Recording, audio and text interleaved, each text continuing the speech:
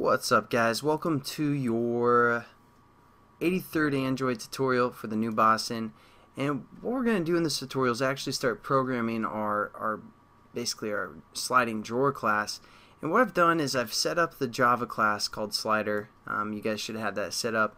And I kind of just set up all the reference bridges because we have these 4 buttons right here, which I just gave them the IDs of handle 1, handle 2, handle 3, handle 4. And then again, this one has the actual handle ID, so keep that in mind. I also gave reference to the checkbox, and I set the on-click listeners by implementing the on-click listener and on-check change listener. So set up our bridges or references to the XML. Then I set this checkbox, or the checkbox called checkbox, and I set the on-check change listener to this. That's why we had to implement that. And I set all of our buttons the set on-click listener to our on-click listener that we implemented down here. And then what I did is I set up a switching case for our on-click method. These are for our buttons. Switching case just gets the ID if it's the first button. Here's that case, second button. We haven't really filled in that yet. I'm just setting up the basic framework for the sake of time. And then for our on-check change listener, pass in this compound button for argument 1. We're just going to say, is that checked? If it is, we're going to do something here. If else, we're not. Now, obviously, we haven't done anything with the handle yet. With our sliding drawer yet. So that's what this tutorial is mainly about. I just wanted to kind of talk through what I've done so far, just so you guys aren't too confused there. So the first thing we want to do is set up our sliding drawer. So let's do that again within our onCreate method here. I'm just going to set it up real quick, and again it's called SlidingDrawer. It's a class, and we're just going to call this SD for sliding drawer. And then we got to import that, and then we're just going to say again sliding drawer, just like any other time we set up a reference. Find view by ID.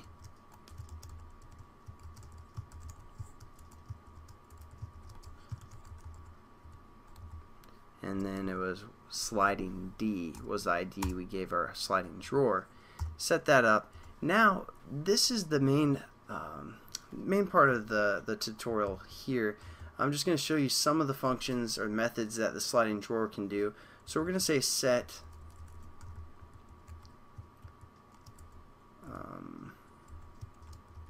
on drawer close, set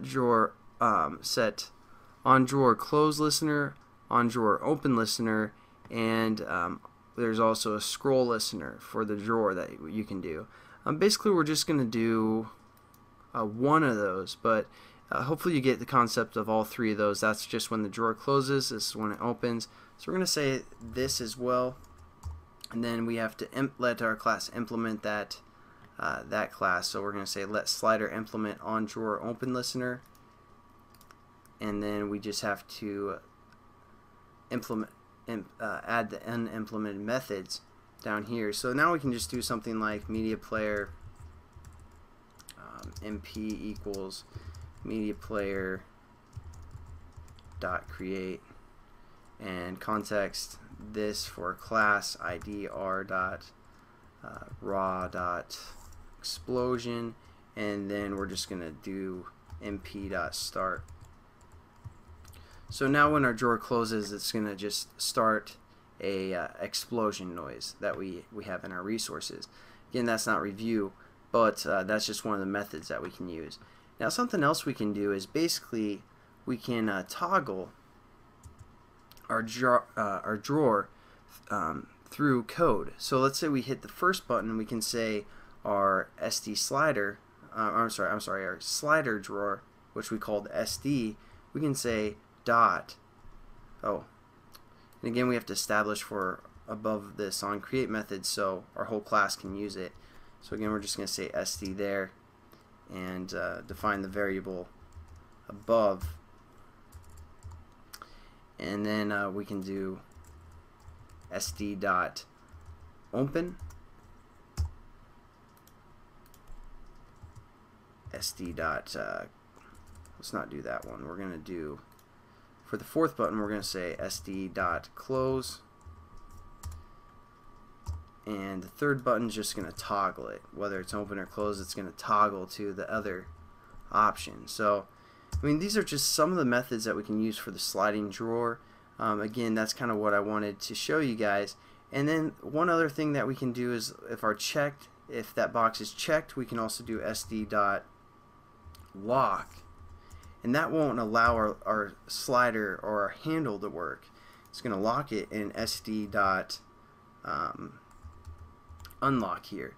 I know I'm going kind of quickly, but hopefully by now in the series you guys kind of understand the concepts. I just wanted to show you some of the methods that we can use for the sliding drawer and how they work.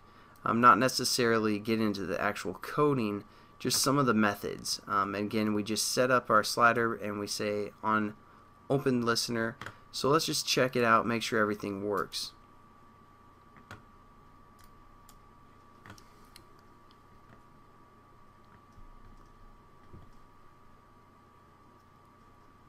And at the end of the tutorial, I kind of scroll through the code one last time slowly so you guys can pause the video and catch up and write it if you guys are having trouble, but hopefully you shouldn't.